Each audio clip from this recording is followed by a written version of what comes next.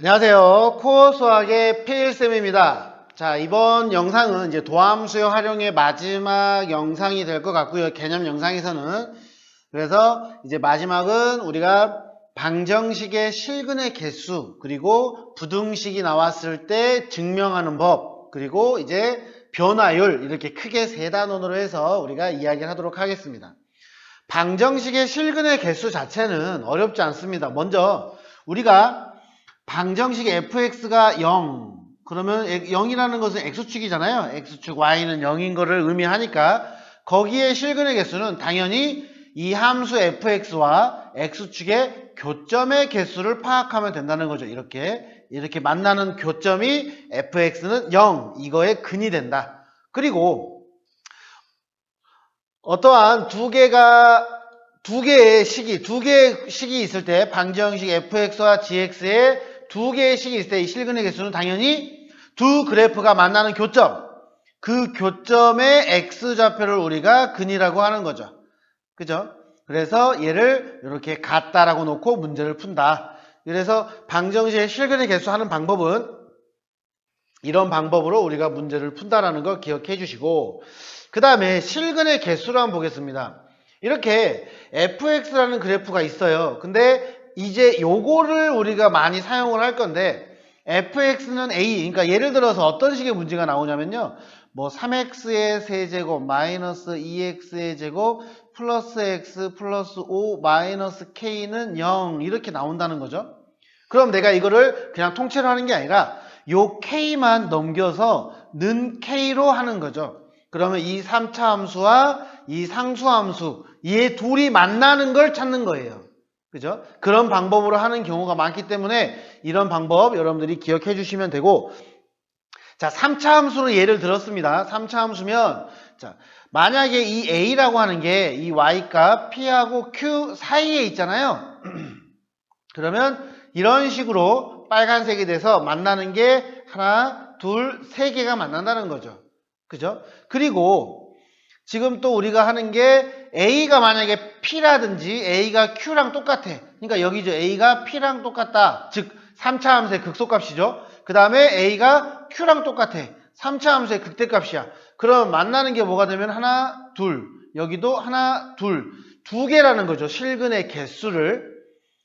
그죠? 그 다음에 마지막으로 A가 P보다 작아버리던가 아니면 A가 Q보다 커버리면은 이렇게 만나는 점이 하나밖에 없다라는 거죠.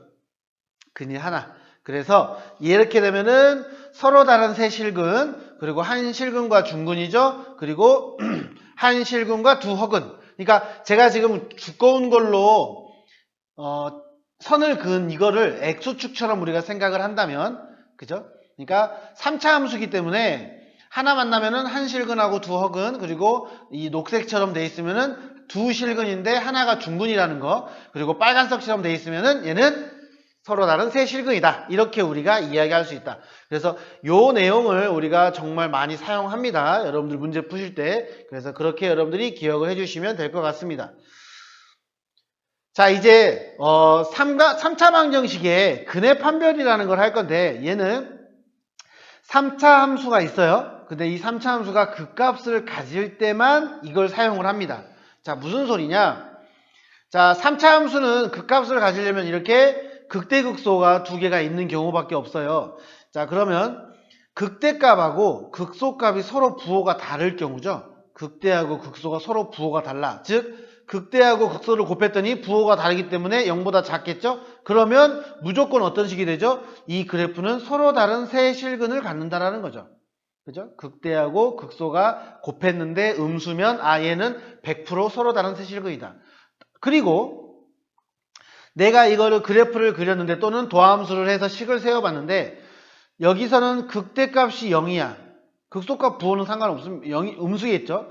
여기는 극소값이 0이야. 그럼 극대값이 양수겠죠. 즉 극대극소를 곱해봤더니 둘 중에 어느 하나가 0이어서 0이 나왔어.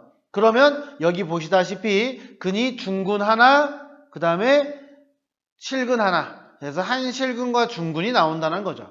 그러니까 극대극소 중 어떤 게 상관없습니다. 어떤 게 극대가 0이든 극소가 0이든 무조건 곱했는데 극대극소를 내가 곱해봤더니 0이 나왔어? 아, 그러면 한실근과 중근이 된다라는 거죠.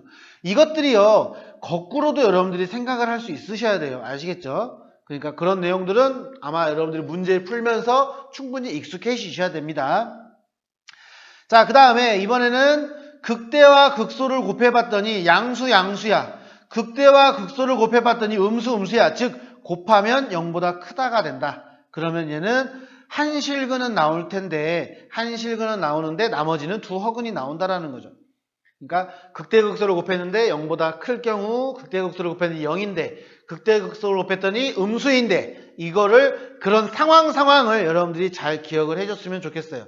그리고 이제 얘는 번외로 이제 극값이 없는 경우죠. 그래서 이 그래프는 y는 x 세제곱 대표적인 거. 그래서 3중근 이렇게 우리가 생각하면 되고요. 그 다음에 얘는 이제 허근만 있는 거죠. 그래서 한실근과 두 허근 이런 그래프는 뭐 극값이 따로 없기 때문에 이런 내용들만 기억해 주시면 될 것 같습니다. 자, 그리고 이제 이 부분이 중요한데 이 부분은 중요하기 때문에 제가 다음 영상에서 이어서 하도록 할게요. 일단 수고하셨습니다.